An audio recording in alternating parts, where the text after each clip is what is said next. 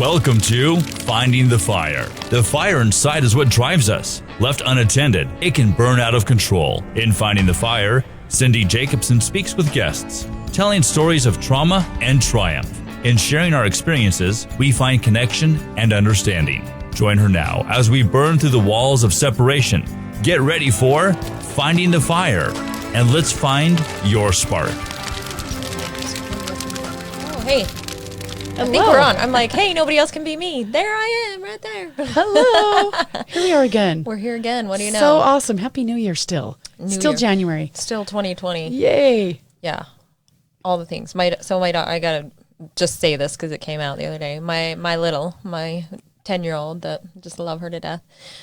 And she's struggling with some stuff, some suicidal thoughts. We've talked about that. But she's like, Mom, I feel like by the end of this year, by 2021, all of this is going to be gone. Oh. I feel like these feelings are going to go away. And she's like, and I feel like it's real soon. It's going to be soon. Oh, what a sweetheart. Yes. Like, she's been struggling with this for like 2 years. I mean, of course, she's only had the vocabulary behind it for maybe the last 8 months or so. But I don't read sign language. I think that's a good thing. Oh, okay. Oh, fantastic. Yes, that's a good thing. But that's really mature of her. Yeah. Like, oh my gosh. I just love it. Not very many 10-year-olds could identify that they're working through something, much less this is going to pass. Yeah. Yeah, I'm so happy to hear that because we've tried, we do everything with her to, lots of different modalities, Western medicine, Eastern medicine, spiritual stuff, like anything we can that could potentially connect with her and help her. And the other day she actually asked specifically, she's like, Mom, I want a male counselor. I was like, okay. In the past, she's like, I don't need a counselor, Mom. I just want to talk to you. I don't need to talk to those people. They don't help me. And the other day, she was just like, I want a male counselor. And she wrote a list of exactly what she wanted in that male counselor. And she wanted him to be happy and healthy and have a kid or two and have good ratings. Like, it was so cute, like, seeing this list of what she wrote out. And it was like, okay, that girl, like, is very in tune to what she needs. And so we did that, and we found her one, and she connected with him well, and she's just like this little happy, bubbly thing, like just being able to say what she needs. And that's what all of us want, right? Is to be able to say what's really in here and what we truly need. And be heard.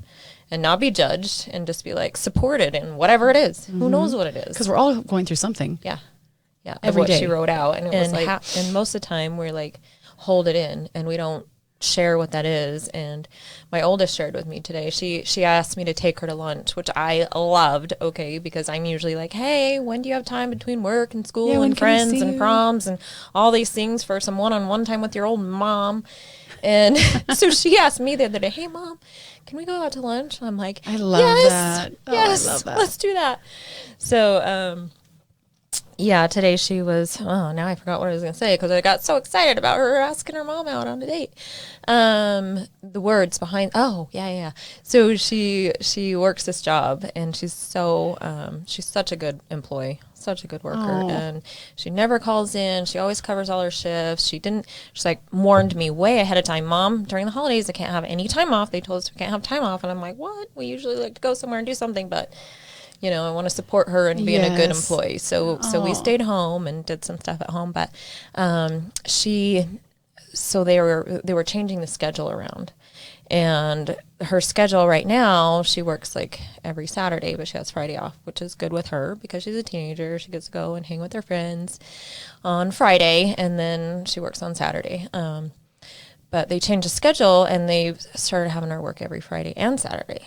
And she was upset about that. And she was like, Mom, like, and what do I say? What do I do? Like, I don't want to work every Saturday, or every weekend day. And I'm like, well, just tell him, And anyway, there was a little back and forth with her and the managers as they're trying to get the shifts covered. And they were kind of a little upset and put out that she was speaking her truth, that she wanted to be a teenager and have one day off to hang out with her friends. And they're like, oh, so being a teenager is more important. And kind of was a little negative about it. And I get it. They're trying to cover their shifts and whatever. But old Mama Bear like came out of me, and I'm like, oh, look, buddy, this is her mom, and she is a teenager, and you know very well as an adult, like life changes as soon as it goes so quick. It goes so quick, and she gets to be a kid, and I told them that I told her to use her voice and speak up for what she truly wanted, and if that doesn't work for them, I'm sorry, but she can either continue working there or find another job that works for her, and they were very supportive after that. And then she was like, Mom, you're the best, thank you. But then she felt a little awkward going to work. And then she told me today, she was like, Mom, I felt a little bad about that whole situation. So I wanted to apologize to them. And I apologized to them. And they were both like, what are you talking about? Like, they didn't even think twice of it. Like, she was so eaten up about speaking her truth and hurting somebody else's feelings. And it would have, if she hadn't done that, she would have hated her job. She would have been so mad. She would be miserable, either quit the job or whatever, or it would come out at work being a bad employee. Instead, she got to speak her truth, and they supported her in that and gave her back her just Saturdays and Fridays off. And then when she apologized to him later, they didn't even think twice about it. They're like, "Oh, that's no big deal." Like, so it goes to show things that we care, like we carry. We think someone else is like right. worried about us, or like what someone's so going to say, what someone's so going to think, and it seems like this big burden. And like, really, they weren't even worried about it. I know. We're trying not to hurt somebody else's feelings, and instead we're hurting our own feelings and denying our own self. Yeah. And we suffer, and we can suffer forever with that. But you just speak up and speak your truth, and it either works out for them and it doesn't, or it doesn't, and then you move on or you don't. Like, but always, you should always honor yourself and what you're thinking and what you're feeling. And it's not easy to always say what you're thinking. It's not, especially in a society, because we're taught to be worried about everybody else's feelings and opinions, and like, oh, don't say that, or don't look at this, or don't wear that, because you might offend somebody. And it's like, you're so worried about everybody else's feelings, you ever forget about yourself, your own, and you shut down who you are. And that's what we're taught in the society. And it's so sad until we don't even know who we are anymore, and we're so disconnected from that. And so that's the whole thing about like finding the fire and burn all those stories away. Like, let that stuff go and get back to what's true for you. And if you're truly not trying to offend somebody and you say something and it offends them, you can apologize. Be like, hey, I'm sorry, that's not really what I meant. What I meant was, and let me tell you, I'm the biggest person to do that. Like, I have a big foot that I stick in my mouth a lot. And I'm like, oh, I didn't mean that the way it came out. And most people, because they know me and they know I'm genuine, they're like, oh, it didn't even come out that way. But a third person heard it over here, and they're like, oh, you shouldn't say that to so-and-so because that. And both of us were like, oh, wait, we didn't take it that way because, I wear my heart on my sleeve, Yeah. I am not going to offend you if it's not my intent. If I want to offend you, I will tell you straight up to your face, like, something hey, that will offend you, but stop being a jerk. Like, let's stop that right now. Yeah. But yeah, so. Oh my gosh. How's your little? Oh, you got a cutie. Oh man, it's hard. I watch how these kids have to be raised right now, and like you were saying, just the stipulations, or I don't really know what the word is. That they put on themselves. They're so hard on themselves. And I watch them kind of grow. So I have a high schooler and an elementary schooler, and they're so hard on themselves. That's what's kind of killing me these days, is there is a lot thrown at them, and they start forming these mindsets of what they are that aren't what you want them to think about themselves. And it's just so tricky. You can talk to them and teach them, but ultimately when they go out of the doors of your house, they get influences, right, that come into their minds. So I just sometimes just watch them and go, just remember how God sees you, Right. So I just, remember growing up, how you just go through these. It's just so tricky and hard. And now I couldn't imagine being a teenager right now. With social media. I couldn't imagine. Everything. Right. I really couldn't. Yeah. The pressures and the instant, like you said, the social media, like the instant exposure and all. I just couldn't even handle it. Yeah, but luckily, if we can continue to show them that, they have a bigger purpose, that they have a light, and not everyone that their friends that they meet with or meet at school understand that. Right. That's so true. And the other thing is like, I teach my kids to realize like everybody is going through something that you don't know about. So when my kids come home and they say that that kid was mean to them at school, or I'm like, well, okay, what really happened? They'll go through the situation. I'm like, you don't know what that kid's going through at home. Maybe We really don't. Maybe their parents are sick or going through a divorce, or maybe, you know, maybe they don't get fed at night. Like, you don't know their Completely. story. So, You really don't. I and- remember as a teacher, like, I'd want to know what was going on with my students and why they weren't learning. And 10 times out of 10, once you figure out what's going on at home, you yes. just completely 1,000% Oh, yeah. just identify with that child and that student. And then you want to reach out and love. I'll tell you, this week I did have an experience where I found myself like mad at someone. And I was like, well, it was the guy that was fixing my car because he's had it for a while. And I was just like, come on, what in the world's taking so freaking long? And then I heard like myself in my mind, like how I was snapping at this poor guy that's just trying to fix my car. And I thought, oh my gosh, here this guy is trying his best. And here's this crazy lady, like, you've had my car for 5 million years. What's taking so long? So this sweet guy like messaged back all these videos of what he actually fixed on the vehicle. And I just felt terrible.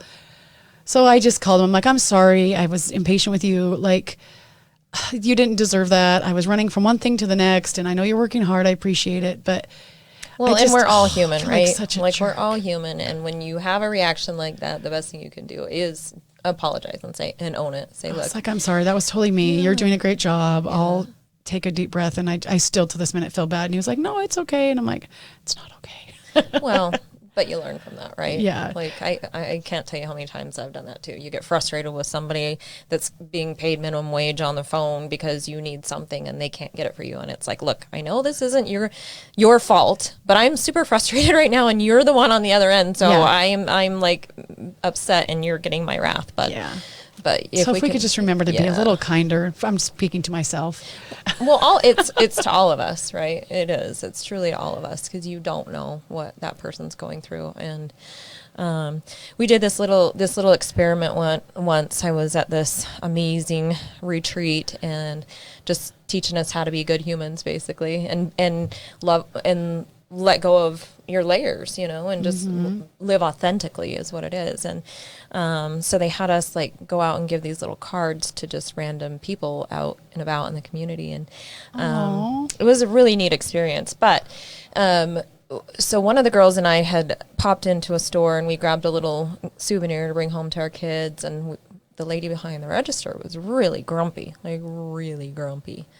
and we're like, oh man, she's having a bad day. It's something that I was thinking in my head, and because my friend was checking out first, I'm like, man, she's having a really bad day. I'm just going to be extra nice to her and tell her thank you and smile and have a good day. And so I did that, and she lightened up a little bit and smiled, and I was like feeling good about myself. I'm like, oh, that she needed that right then. And so fast forward, one of the other girls in our group was like, you know what? I feel like somebody in that store over there needs this card from me. So her little love note that she had. And she had no idea the experience the other girl and I had. And she just walked in there and came back out and she was like, you guys, the lady at the register I gave it to her and had this exchange, and she cried and told me, thank you so much. You have no idea what I'm going through. And this means so much to me right now. And I'm like, that was such an instant feedback reminder for us, like I saw how grumpy she was with my friend checking out, and I'm like, well, my friend didn't really do anything and she's biting her head off, so I'm going to be really nice because I know she's probably going through something and I don't want her to bite my head off, and maybe if I smile it'll help cheer her up. And then a third girl went and randomly gave her this love note, and she got to tears. She's like, thank you so much. I've been going through so much stuff. And so, yeah, I mean, it's just always, always, always, no matter where you are. If somebody's grumping at you, realize it's them, it's not you. And maybe if you just smile at them and say something a little nice to them, that it can help change their outlook on life. Yeah. On the day, maybe not You on never life, know but what a smile on the can do, though, moment, for that little quick second. Yeah. So it's everybody's going through something, and Yeah. you don't see it on the surface. So Yeah, I sometimes, when I was yelling at the poor car guy, I was thinking about the person that you were saying in the vehicle that one day that was like, had no idea what was going on with you. Yeah. And it was like, oh, what if he's going through something like, a death or a suicide or you just never know, especially just on your day to day as you get impatient, or I get impatient with road rage or whatever it is, the checker. It's not important. It really isn't. Right. Well, and the other thing too that I've learned is people that are the meanest and the most ornery and the most grumpy need the most love. So no matter what it is, even if they're just a mean person, they need some extra love. Yep. You know, so it never hurts to err on the side of love, period. Exactly. Yep. Can't go wrong that way. Yeah. And if you do mess up and yell at the car guy for taking your car too long, then you apologize, you know? Yeah. And even if you don't, hopefully you can physically like you did and verbally, but if not, then at least, you know. But recognizing when you lose your stuff and you probably shouldn't. Yeah. It's like, that was not cool. I'm sorry, buddy. You know, we've all been there. We've all been there. Let's be honest. But yeah, so. And hopefully the more that I'm mindful of it, the less times I will not apologize or, if, you know, get to that point. But the apology part's hard because I could have just been like, I'm done. But I'm like, no, I feel terrible. I shouldn't have been like short with him. Yeah, but it is. It's the awareness and the recognition of it. So good job. Go Thanks, you. Man. Seriously. Yeah. So, you know, I'm supposed to write this blog post right now about work-life balance. I'm like, what really is that? What is work-life balance? I heard someone say, you know, you need to find balance. And she said, it might even been Sam Parker. She's like, I hate that word because it makes you feel like if you're not doing this or too much of that or too less of this, that it needs to look like someone else's balance. And so I kind of thought that was interesting because I'm a business owner. I own 2, businesses actually, and it never shuts off, which isn't good either. So, but there is a piece of balance, but I also love what I do so much. It's part of who I am. And so I think balance might look different. Someone might judge someone for being, they're out of balance, but maybe they're not as much as we think. Maybe it's okay to not, judge ourselves and, I don't know, I have been down on myself like in the last year or so building this business because I don't always have balance and I know it and I have to step back and re-find it. Mm-hmm. But it's a constant struggle. Yeah. Well, what I've realized is, first of all, I don't think, at least for me, I don't know about you guys, but I don't want complete balance because if you're completely balanced, it'd be like on a merry-go-round, right? It's like do do do do do yeah. do do do do do do do. Like I love the roller coaster once in a while, all right? Yeah. Like I love the highs and the lows, mostly the highs. Let's be honest.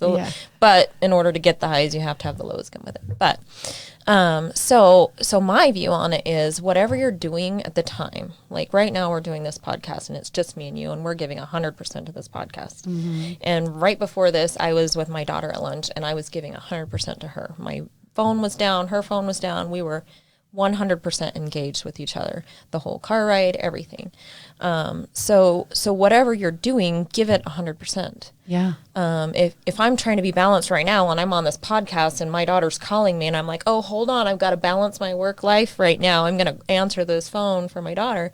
That wouldn't work. But, my family knows, like when I'm doing something, if I don't answer, I will answer and call you back as soon as I can. And then when I'm home and we have certain times set out, certain days, certain times of the week, and then certain weeks of the month, and then vacations and things, and they get my full 100% attention. Mm-hmm. I'm not on my phone doing business. Phones are put away. Yes. Screens are put away. Just like now, just like we're on this podcast, it's all put down.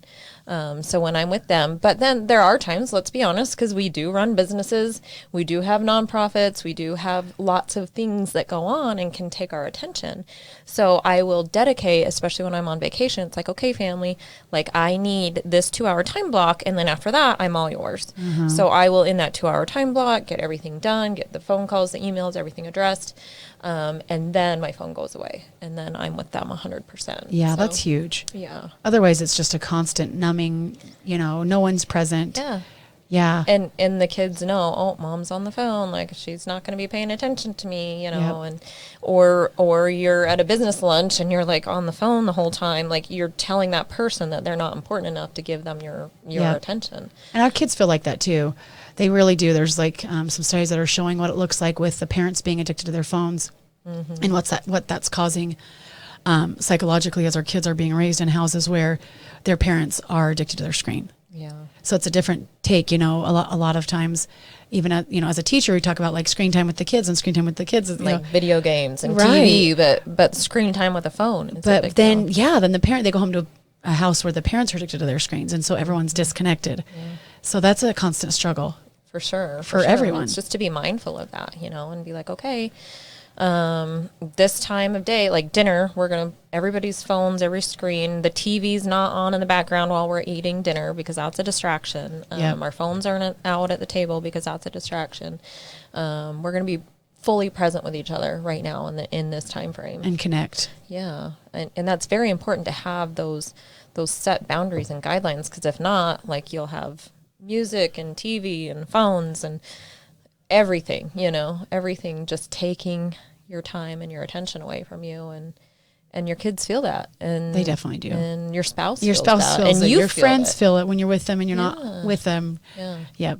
Yeah. I think that's a struggle of this generation right now. It really truly is. We don't know how much severing's happening with our relationships when we're just disconnected, even though we're together. Right. I do have a lot of friends as well too that are like so connected to their phone they don't even realize it, and so if I'm with them and they're on their phone and I'm talking, I just stop talking, and I don't do it to be rude, but I just realize that they're not giving me their attention right now, and so I stop talking, and they're like, "Oh, you can keep talking, I'm paying attention." I'm like, "That's okay, I'll wait for you." And I'm not saying it in a mean way, but just in a way to bring it to their attention, like, we're having this conversation right now. Is that really that important? Or are you really listening to me? Because I have a million other things I can be doing, and a million other people I can be spending my time with. And I chose to spend this time with you. So, if you want to spend your time with me, then let's do that. And I think Let's that's a do that lesson we later. should be teaching our kids. Yes. For sure. Yeah. Yeah. Like I said, I couldn't imagine being raised right now. Oh my gosh, it'd be so hard. Yeah. As a parent, like, I beat myself up every day. I was crying to my daughter at lunch. I'm like, "Mom, I messed up all these things." And she's like, "It's okay, Mom." I'm like, "No, it's not okay. But thank you." Yeah. And now that it's in my awareness, then we're going to address it and change things. And none of us are perfect, right? And if I could go back and start all over, I wouldn't do that because, oh my gosh, let's be honest, it's hard. No, yes. But recognizing when you are in the wrong, or when you did something that you didn't know any different, like these cell phones came in our generation, and it just kind of like slowly drew you in. Yeah, I will tell you this. My oldest is 23. He had a phone early. We didn't know what the dangers were. Then my next one, he got a flip phone. Now my high schooler has a phone because it got passed down, and I'm not letting my daughter get a phone. Yeah. She doesn't need one. Yeah. I'm sorry. We did fine without it. And Right. the dangers I know in the line of work that I do, oh man. Yeah. We're getting like I think it's called Gab Wireless, where all you can call is your mom, 911, and your dad. And it looks like a cell phone Yeah. or a smartphone because they're so dangerous. They are. There's so many things out there, and it's just, you just got to be aware of it, and technology is great. I'll be honest. Like, I love the smartphone because I can work from anywhere in the world. Yep. That's huge. And if I didn't have that, then I would be stuck here, and I couldn't go do the things across the world that I do, that are sometimes business oriented, sometimes play oriented. But I love the technology. It's just being mindful of that. So speaking of going across the world, Yes. like, let's talk about your humanitarian missions coming up. Oh, man. Wow. Okay. So Global EP is the nonprofit, Global Education Philanthropist. We have a for-profit arm, and it's called Expedition Global. So we are headed all sorts of places. You want to hear? I do. Okay. List them off. We got 2.5 minutes. Okay, here we go. We're going to head to Belize in 2020 for spring break, and also Dominican Republic. We're headed to Costa Rica in April. We're headed to Ireland on a retreat in June. Wow. And we have Puerto Rico. I feel like I'm missing one, and Haiti as well. The couple things that you need to know. I'll give you the Yes. things you need Let's to know. hear the details. It's about 1/3 humanitarian aid. So whatever you do, if you're a teenager, you'll go hold orphans. If you like to play soccer, you're going to teach kids how to play soccer. If you're a nurse, you're going to work with the village nurses, and they're going to work side by side as you give medical exams. If you're a teacher, you're going to help us teach in some of our schools. If you're a builder, you're going to help us build, but you're going to teach the villagers. So there's about 1/3 of that aid piece. Then there's 1/3 of a humanitarian service project. We'll work together as a team, either at an orphanage or an aftercare center for victims of sex trafficking. And then there's 1/3 of just adventure and play. And we bring on our trips mental health, workers to help in the villages, but also our trips in 2020 will have a format that's much like a retreat you might see in the U.S., so that you'll be traveling but also going to a retreat at the same time. So, for example, in Ireland, we're truly just doing a retreat. There is one small village we will visit and bring some aid one morning, but that one's strictly a retreat. The rest of them are mostly humanitarian aid, service project, and then seeing the sights, and then getting healed yourself, like having some fun with the people that you're serving with. So you're going to play, travel, and serve.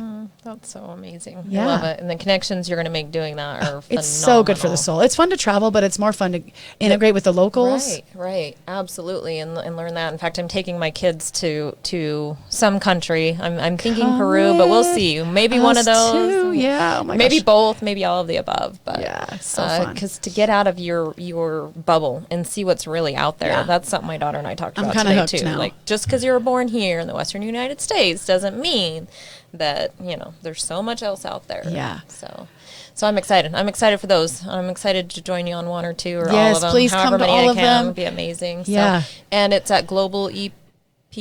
Yep, globalep.org. That's where you can find out more information. Click on travel with us and then travel with us. We have a couple of trips are booked or sold out. Okay. So, but I might sneak in your suitcase because I want to yes. go. Yeah. Okay. Awesome. Yay. Talk to you guys You've next been week. listening to Finding the Fire, where we are finding deeper connections through sharing our life experience. Being placed in foster care, losing a child to SIDS, and a husband to suicide, Cindy has turned her story into the fuel that drives her. To be featured as a guest, go to findingthefire.com. Cindy is a former NICU nurse, a foster parent, has started a nonprofit, helps others, and supports her family by selling real estate. To find out more, go to involvedcommunity.com.